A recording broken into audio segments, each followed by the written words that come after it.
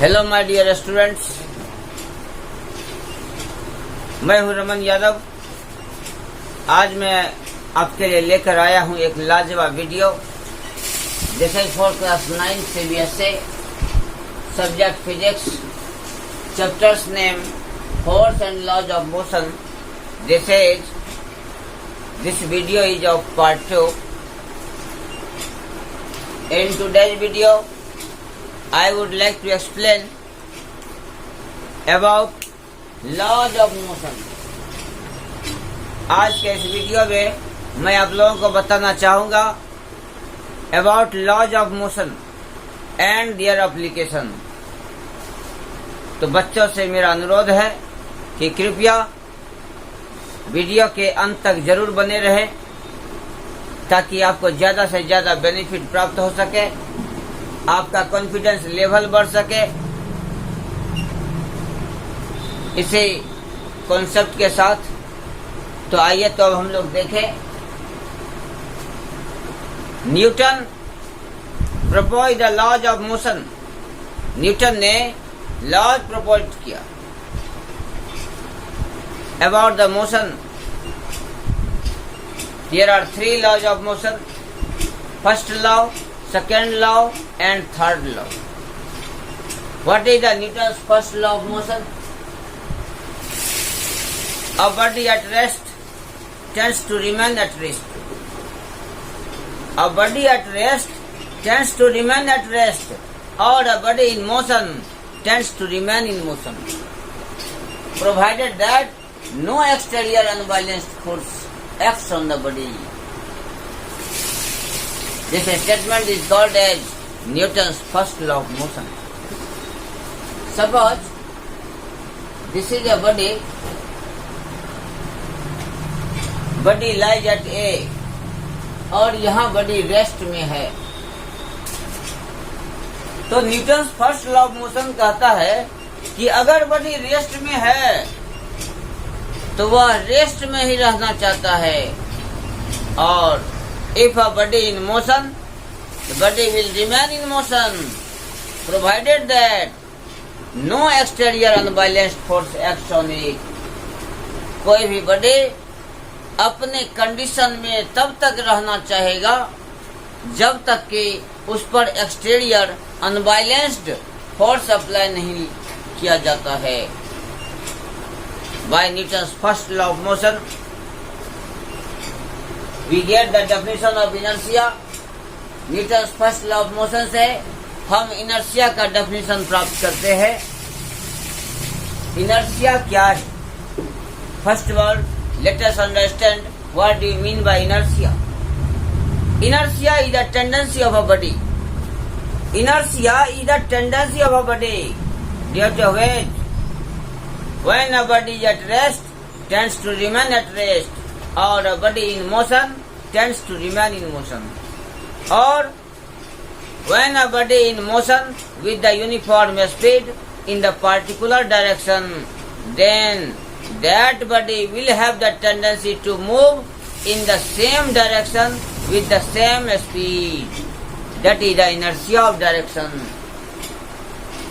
Here inertia is also classified into 3 categories. Inertia at rest. There are various examples of inertia of rest. A book kept on the table. As for example, a book kept on the table. Table पर रखा हुआ book, उसकी tendency होती है कि हम rest में ही रहें, लेकिन कब तक? जब तक कि उस पर एक्सटीरियर अनबैलेंस्ड फोर्स नहीं लगता हो। It means that a book kept on the table, this also contains the inertia of rest. इसमें inertia of rest होता है। That's why this book also has a tendency to remain at rest. In the same way, few minutes back I have given here a boy sitting on the bench. Bench पर बैठा हुआ बालक, what kind of inertia does it contain? It contains the inertia of rest. इसमें inertia of rest। Now study about inertia of motion. Inertia of motion, it is the tendency of a movable body. यह किसी movable body का वह tendency है due to which a movable body will remain continue to move, जिसमें movable body वह continue move करना चाहता है. Inertia of motion, this is the tendency of a body due to which a body in motion tends to remain in motion with the same speed, with the constant speed. That is the inertia of motion. I would like to give one example, such as we throw a ball. We throw a ball in the ground. We observe that ball remains in continue to move. Ball की tendency होती है वह move करना चाहता है. You may have seen the bowler throws a ball, and with the help of blowing of air blowing से that ball also remain in motion in air. वह air में motion में रहना चाहता है. Why? This happens due to inertia of motion. But after a while we observe that moving ball also comes at rest. Its speed gradually reduces. Why does it happen? This happens due to air resistant acting over it. Air resistant की वजह से ही moving ball का speed धीरे धीरे कम होने लगता है. This will also show that the inertia of motion. So movable body such as running train on the railway track, moving car, running horse, they all contain inertia of motion. Now inertia of direction.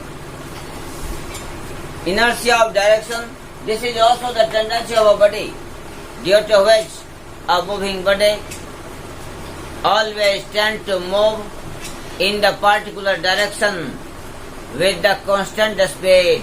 That is the inertia of direction. You may have seen Bob fired from a gun. Bob fired from a gun. When Bob is fired from a gun, this will remain the continuous motion. वह हमेशा continuous motion में रहना चाहता है. This shows the inertia of direction. In this way, you have just got the information about inertia and its types. After a while, I will also explain about the application of first law. आइए तो देखें about the applications of Newton's first law of motion. There are many applications of Newton's first law of motion. Here, a coin kept on the cardboard just above glass tumbler falls in glass when cardboard is pulled or pushed. This is also the application of Newton's first law. Second है, when the bus stops suddenly, passengers move forward. Third, when woolen cloth is beaten with a stake, dust particles come out. And when the branches of the tree are shaken, then leaves and fruits are detached. I would like to explain one by one. Please maintain the continuity for watching the video. तो आइए तो देखिए first. Coin kept on the cardboard just over the glass tumbler. First of all, we take a glass tumbler. हम एक glass tumbler लेते हैं, इसके ऊपर एक कार्डबोर्ड को रखते हैं. ये कार्डबोर्ड है, कार्डबोर्ड. इस पर एक कॉइन को रखते हैं, कॉइन. क्वेश्चन से दैट कि when the cardboard is pulled, जब कार्डबोर्ड पर हम फोर्स लगाते हैं, as cardboard is pushed at random, then cardboard comes in motion, whereas coin, due to inertia of rest, tends to remain at rest. That is why coin falls in the glass tumbler and the cardboard moves forward due to motion. First question I have explained. Now the second, when the bus stops suddenly, then passengers move forward. Why? Let us understand the answer carefully. When the bus stops suddenly, when the moving bus stops suddenly, then lower body part of passengers का lower body part, which is in contact of a bus seat, comes at rest, but the upper body part, due to inertia of motion, tends to remain in motion. That's why this will cause the imbalancement and ultimately passengers fall forward when the bus stops suddenly, frequently, at random. I have explained second one. Now third, when woolen cloth is beaten with a stick, woolen cloth को जब stick से पीटा जाए, dust particles come out. How? Pay attention here. When woolen cloth is beaten at random with the help of a stick, then woolen cloths come in motion due to the stick. Stick के साथ woolen cloth motion में आ जाता है, whereas dust particles entrapped in woolen cloth pore, they have inertia of rest, and due to inertia of rest, dust particles have the tendency to remain at rest. This is the main reason woolen cloths move forward, but dust particles remains as usual due to inertia of rest. That is why dust particles come out from the cloth pore of woolen. And at last, when branches of the tree are shaken, then leaves and fruits are detached. Pay attention. When the branches of the tree are shaken, when the branches of the tree are shaken, then branches of the tree at random comes in motion, whereas leaves and fruits both contain inertia of rest. इस दोनों में inertia of rest होता है, and due to inertia of rest, fruits and leaves tends to remain at rest. That is why leaves and fruits both are detached when the branches of the tree are shaken. बच्चों, आज का यह video यदि आपको अच्छा लगा हो, आपके लिए प्रेरणादायक हो, तो कृपया रमन क्लासेस चैनल को सब्सक्राइब करें, लाइक करें, शेयर करें और कमेंट करना न भूलें। लेते हैं विदा, तब तक के लिए धन्यवाद।